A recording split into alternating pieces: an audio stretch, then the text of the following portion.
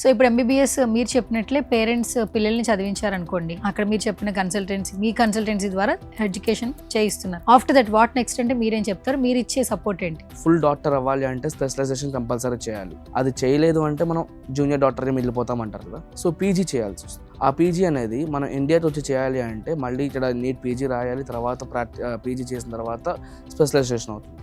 But ఇక్కడ education vibes వారు ఏం చేస్తున్నారంటే గెస్ట్ లెక్చరర్స్ అనేది ఉజ్బెకిస్తాన్ పంపిస్తాము మా తరపు నుంచి. వాళ్ళు వెళ్ళిన తర్వాత మీకు యూఎస్ఎంఎల్ఈ ట్రైనింగ్ ఇస్తారు, ల్యాబ్ ట్రైనింగ్ ఇస్తారు, లేదు అంటే నెక్స్ట్ ఎగ్జామ్కి ట్రైనింగ్ ఇస్తారు. ఈ మూడిట్లలో మీరు ఏదో ఒకటి చూస్ చేసుకోవచ్చు. ఒకవేళ యూఎస్ఎంఎల్ఈ ట్రైనింగ్ మీరు తీసుకొని ఆ ఎగ్జామ్ క్రాక్ చేసినట్టయితే మీరు హ్యాపీగా యూఎస్ వెళ్ళి పీజీ చేసుకోవచ్చు 3 years.